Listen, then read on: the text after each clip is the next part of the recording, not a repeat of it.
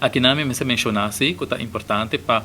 nós aclarar na senhora White que o Parlamento de Aruba está desejando tem conversação não hopi abrir e direto e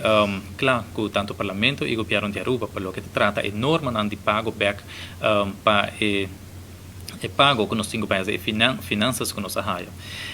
tá assim que Aruba quer seguir está disposto para pagar quer para pagar sua dívida pero nós mas vai a aclaração riba e norma não começa a guardar assim que está é norma não que percentagem nos vai se a Aruba trabalha quais real dispensação para lo que está é deve se ou não então essa que está conversação e den eximan aqui já luna que nós aí visita estava até para início não que nós a começar para riba e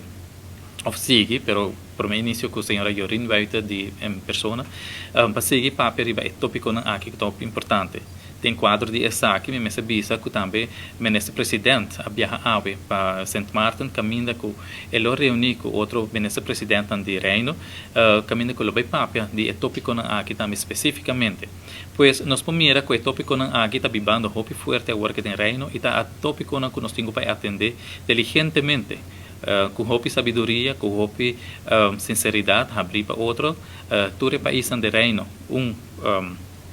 que está open com outro, para assim nós podemos chegar na melhor decisão e solução que está combinando tanto Holanda, Aruba, Curaçao, Saint Martin, Bonaire, outro isla, Saba, Saint Eustáquio, para assim melhorar também a relação de reino. Nós estamos contentos com a visita da senhora Yorin Weiter. Nós esperamos que essa aqui não está o último. Seguramente nós vamos manter em contato e lo hacemos mais estrecho e também como parlamentário e de parte do parlamento nós apreciamos também a iniciativa da senhora Yorin Weiter e que essa aqui também abre porta e outra iniciativa que mostra motivar também outro parlamentário em holandês para sina bem visitar o parlamento de Aruba também e outro isla também do Caribe para sina papel riba é tópico aqui que está sina importante e que também está crucial aqui 2023 para tomar decisão muito importante e tomar a melhor decisão no bem-estar de futuro de